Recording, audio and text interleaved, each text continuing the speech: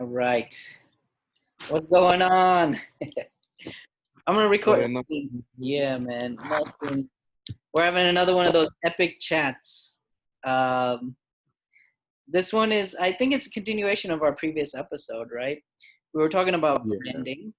Oh, by the way, this is how to be funny in America. I think we're thinking about rebranding, right? That's our big. Oh, yeah. Okay, carry on because I was thinking about that as well. Yeah. And so, yeah, Nelson and I really talking about um, branding and how important it is in comedy, right?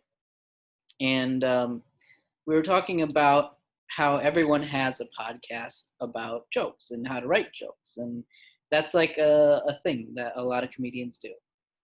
Um, and I think well, I was having kind of like pseudo dream like a couple days ago, and I had like an epiphany moment. I was like, well, Nelson's from Zimbabwe and from the UK. And then I'm Indian and I was born here. Um, and our previous guests were all from not the US, a lot of them. We had Samarpan, we had Ritu, um, and a lot of my students that are from out of the country have asked me, like, how do you be funny in America? Like, will the jokes translate, right? And it's a common problem that a lot of comedians have. Like, are we going to cross over? Is our humor going to cross over, right? And I think it's vice versa. Like, I think Americans are scared if they go to another country, is it going to be funny or not? You know. Um, and I think with this COVID situation and the online borders just completely opening up so that like all of these comedians are coming together in one Zoom room and you get a variety of people exposed to your jokes, you get the idea that, humor is humor is humor, jokes are jokes.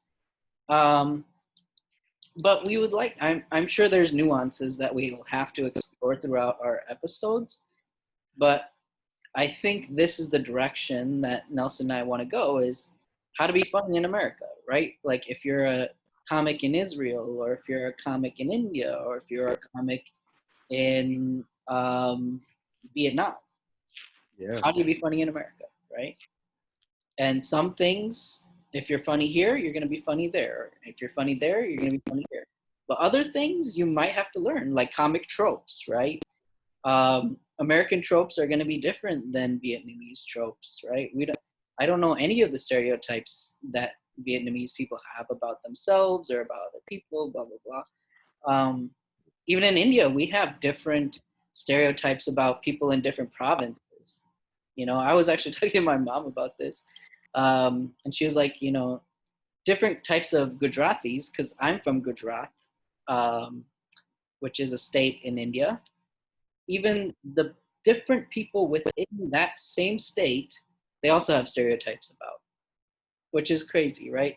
So how does that humor translate to, right? So um, my mom was talking about like how we, um, like our types of Gujaratis, we're kind of like in the middle of like being cheap and being frugal, right?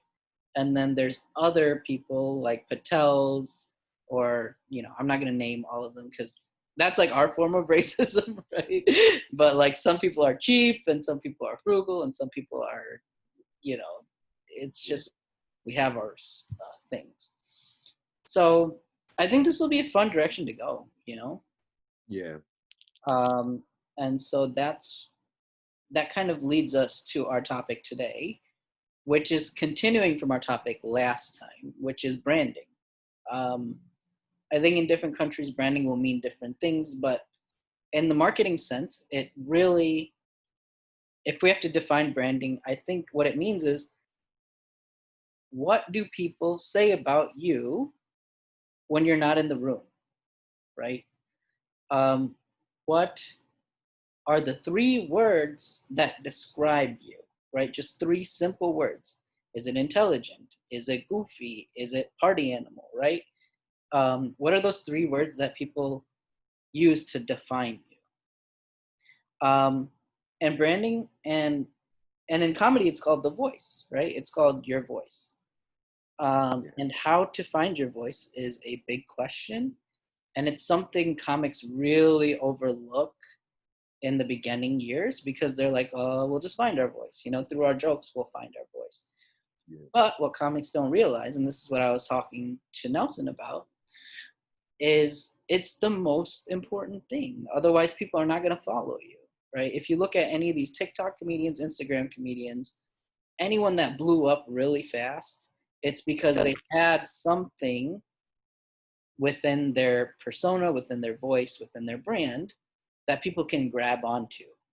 Like that is the comic that talks about XYZ, or that's the comic that can do XYZ, or that's the comic that is XYZ, right? And so if you can fill in those XYZs for your for your audience, I feel like you have something that people can be attracted to. Definitely, Yeah. definitely. That's also one of the reasons why the next few guests are going to be people that have really strong brands, so that we can carry on working on this Yeah. on this topic. Yeah. That's awesome. Yeah. So did you have questions? I know we covered a lot of this stuff off, while we weren't recording. Yeah. But if you want to, you know, ask me questions or reiterate what I talked to you about, that kind of stuff, maybe we can All have a little right. bit of. So one thing that you said to me earlier that really stuck with me was the idea that this is all about marketing yourself. Right. And when we use certain words, certain things like the process kind of changes, or it takes a different shape or different light. So instead of using words like promotion, if you say market yourself, it, in my case, or in my understanding of English, it has a more monetary aspect to it.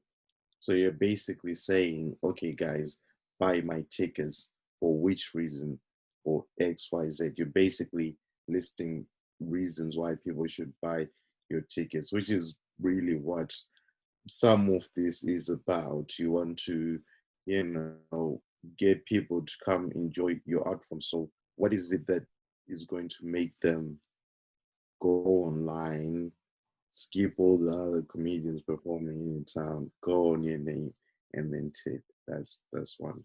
Yeah. So I was thinking. No, that's 100% true. And I think I can name a couple comedians off the top of my head that have really good brands and really good voices, that people really gravitate towards, right? So one of my favorites is Nate Bargatze.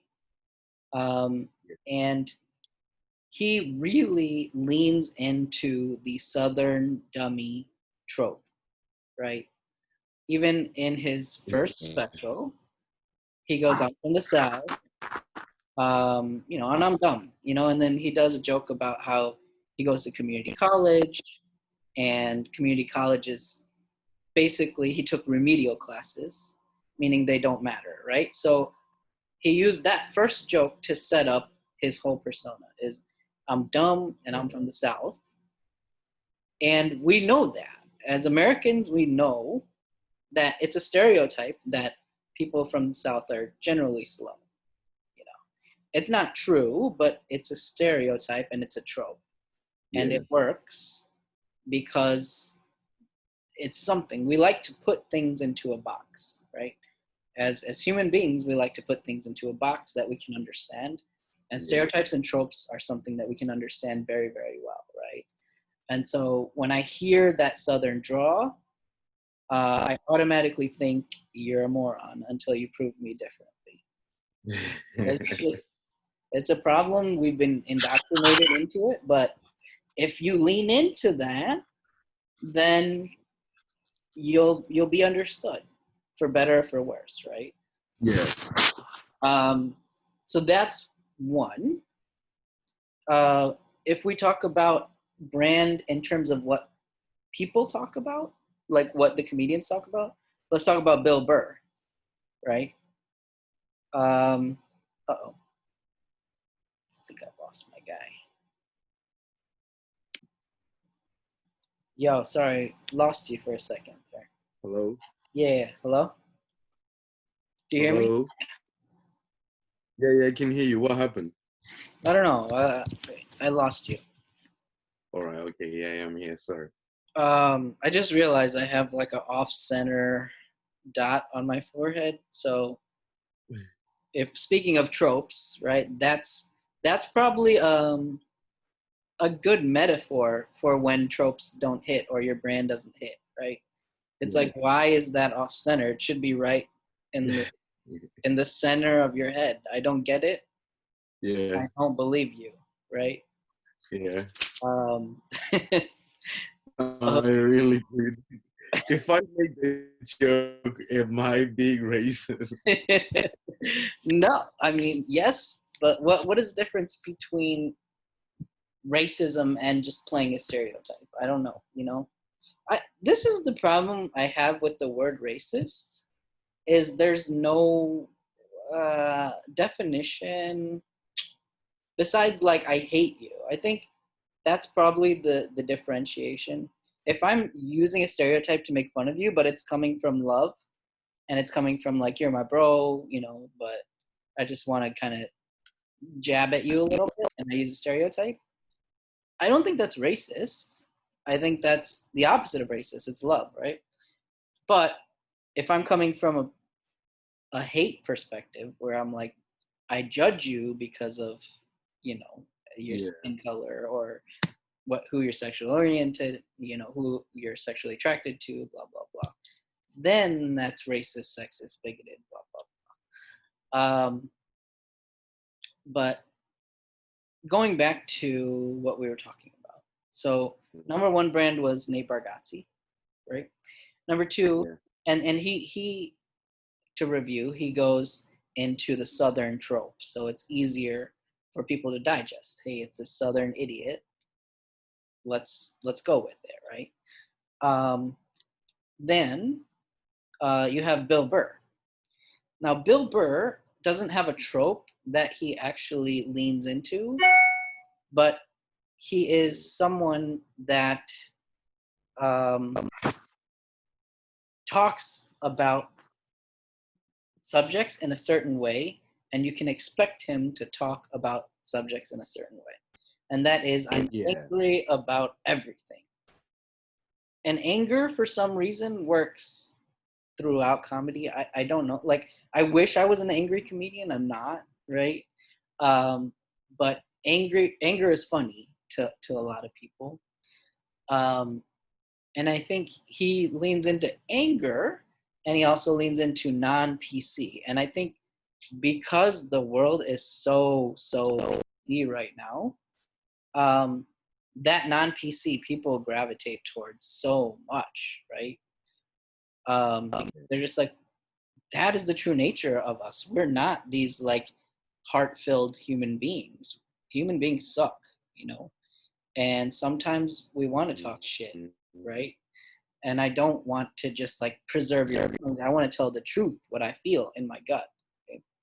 And a lot of people resonate with that, and that's why Bill Burr works so well, because they're like, this is the guy that's not going to pander to me or tell me what I want to hear. It's the guy that's going to tell me the truth and what I really, really feel, right? yeah, And so that's another way to set yourself apart is look at what's happening in the world and go, what is that need what is that group that I need to kind of give a voice, right? And I think those people that are just very, very non-PC are those people. Now, for better or for worse, Trump also has a brand, right? Um, I don't know if people are going to be rewatching this in 20 years, but there was this orange guy who was our president for 4 years. He was a goddamn moron. But for some reason, so many intelligent people like him. So many people. Um, and he's built such a brand on kind of the same thing where he's like, I'm not going to sugarcoat it. I'm just going to tell the truth, whatever well, he never tells the truth, but whatever I feel in my gut, right? Um, I struggle to place this because I find that person a vile person, but um, he's very polarizing. So a lot of people hate this guy and a lot of people love this guy. And I think that's another part of brand is you have to not be afraid to be polarizing. If you don't have haters, you're not doing it right. I think Yeah, that's the 50 Cent thing, right? yeah. If you don't have haters, you're not doing it right. You have to be not afraid to be polarizing. Yeah. And I Like, think Trump hits this cultural thing. They call it that his base, right? Where it's like, yeah, a lot of people do feel those things, that those conservative opinions about a lot of things in America, and they think America is wrong, and you know, drain the swamp. He has so many different catchphrases too, right? That people literally just chant out at all these rallies, even if it doesn't even make any goddamn sense. Count the vote, and then stop counting the vote. People were chanting that at the same rally. Like it's out of this. But his branding is incredible. I'll give you that, right?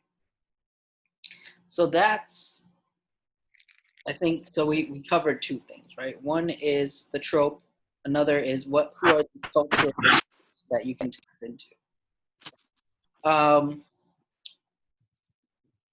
I mean, give me a guy that like you there follow, but you don't know why you follow him, and um, let's see if we can figure it out on air. Because there are some comedians that I can't really put a brand to. I don't know. You know, Sarah Silverman. Sarah Silverman. You follow her, okay?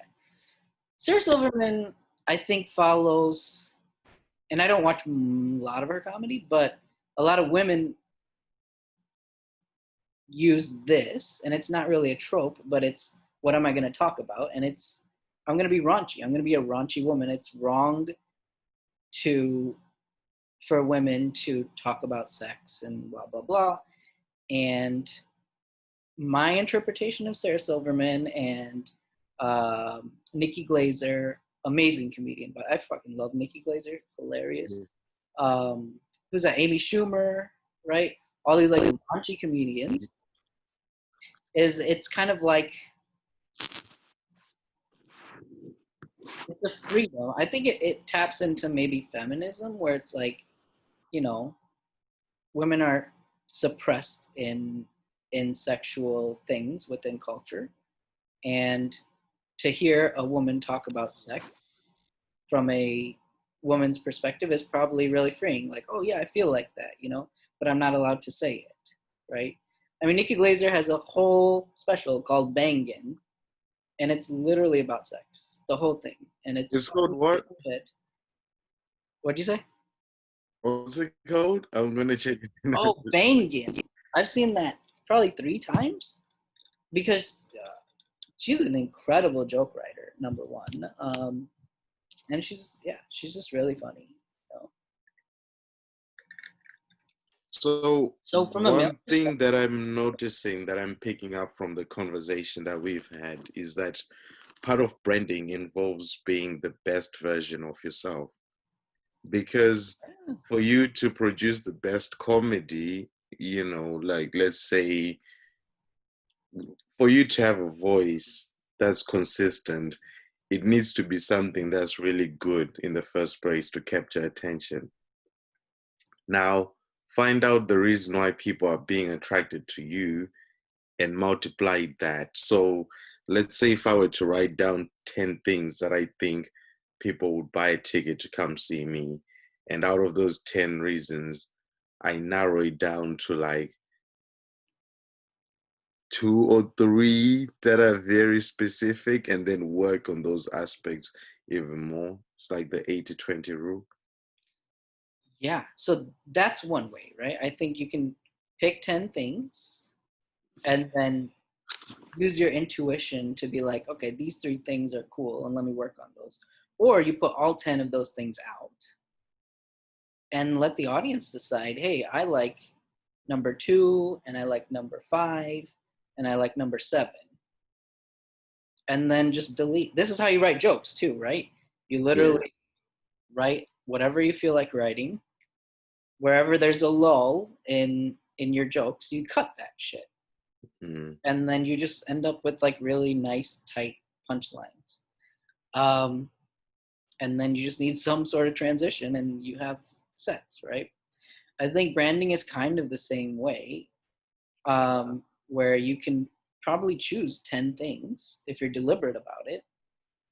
And, maybe there is, this is me talking out loud, I don't know, but maybe there is some sort of marriage between what you feel as authentically as possible, those 10 things, and Mm. then looking at society as a whole and going, okay, what groups will gravitate towards this, right?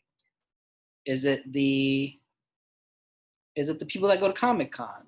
Is it the people that like hip hop, rap, all that, right?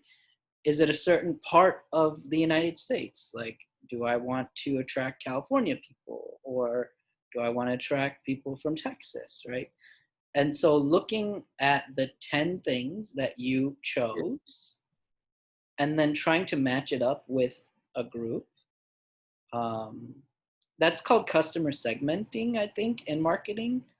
Yeah. Um, Matching it up with a group of people that feel a certain way, or matching it up with a certain ideology, right? Like, um, there's a lot of comics. This is Taylor Tomlinson, right? Taylor Tomlinson started in the church circuit, Yeah. and she grew up like a Catholic girl and religious, and she started doing comedy when she was 17 years old, and she literally just did the church circuit. So whatever ideals they had, she did jokes around and blah blah blah, that kind of stuff.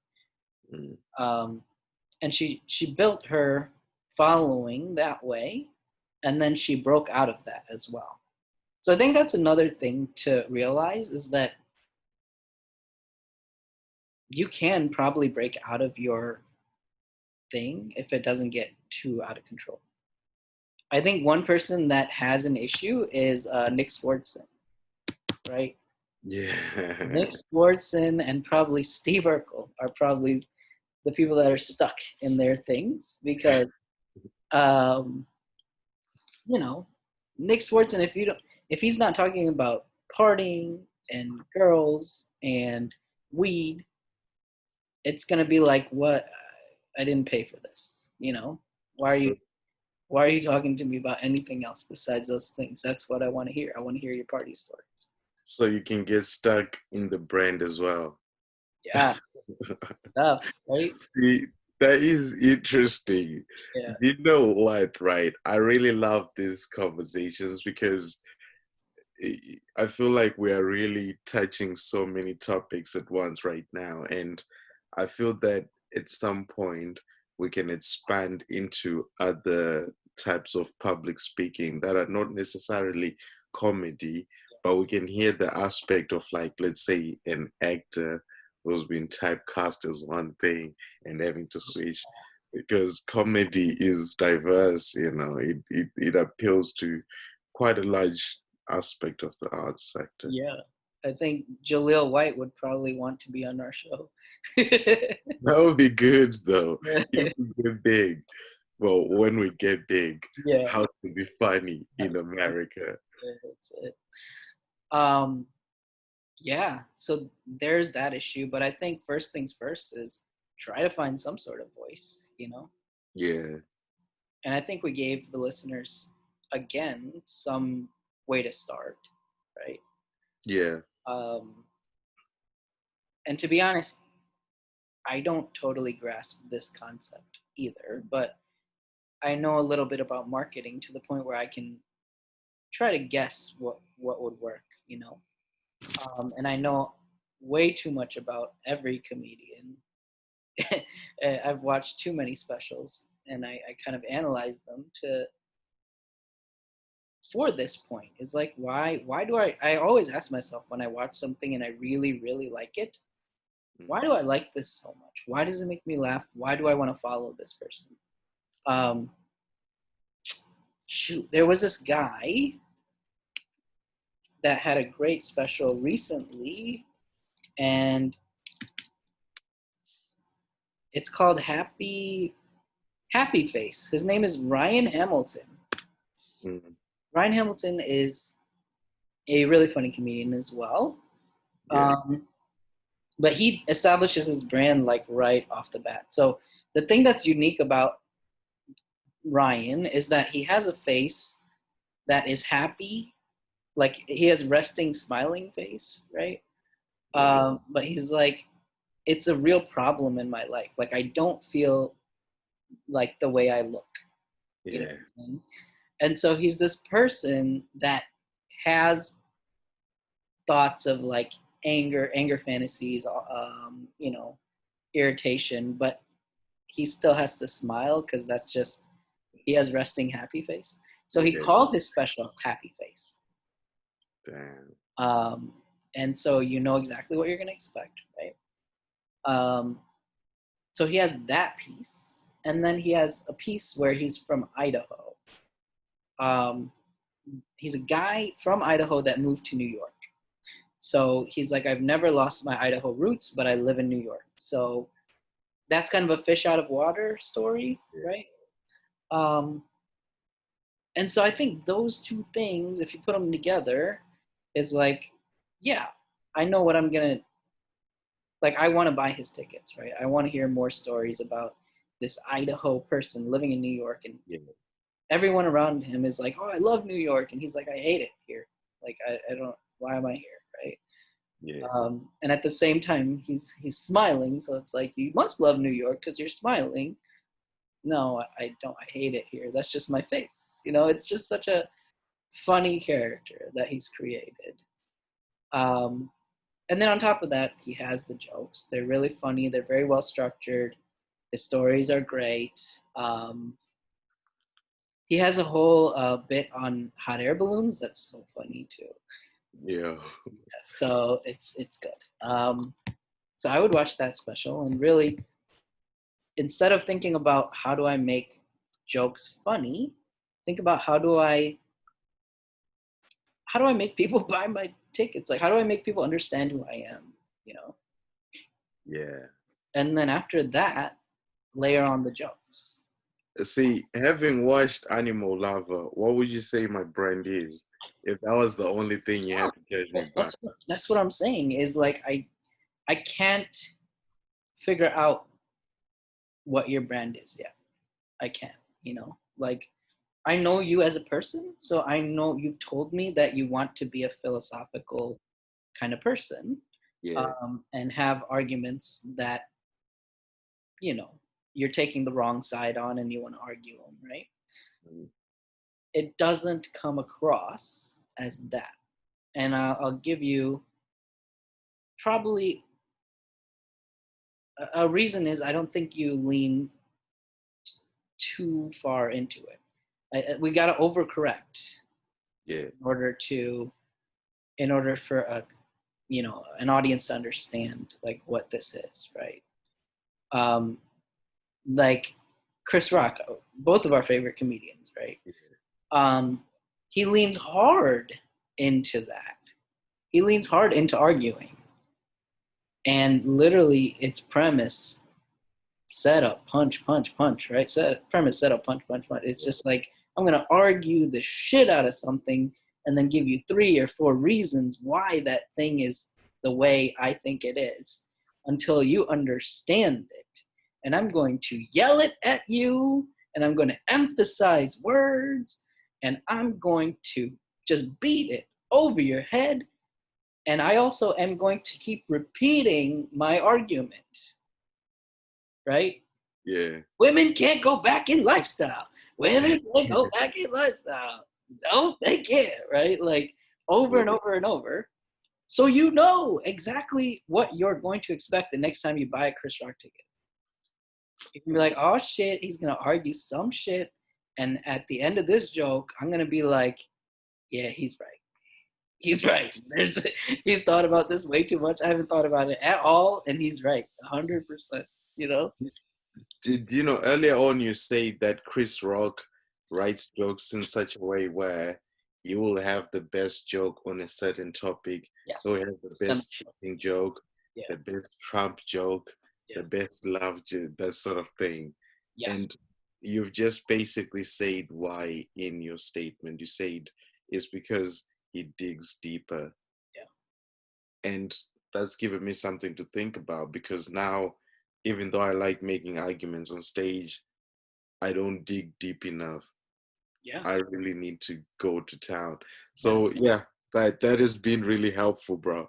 Yeah. You know, one of the things that I've been thinking about recently that I can turn into an argument is the idea that I keep telling people that I'm not necessarily a black liberal, even though I agree with a lot of what they say.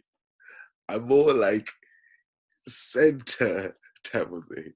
And that's like something that I can turn into an argument.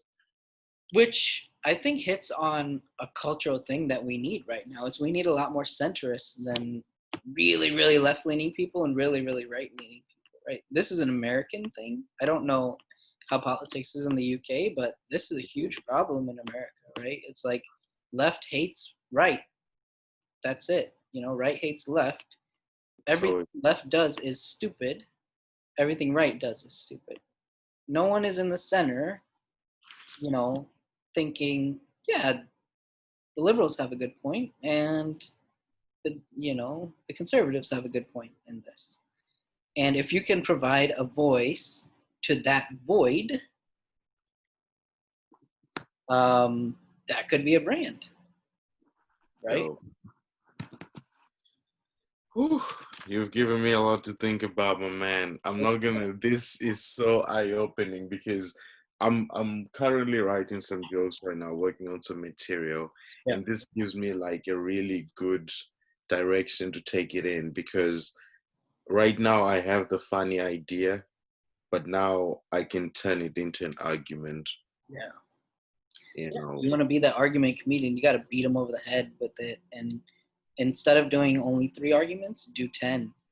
to 10. Really, really go, I am the argument comedian. That's what you're paying for, to hear my silly opinions about everything. Right? I'm the argument comedian. Yeah.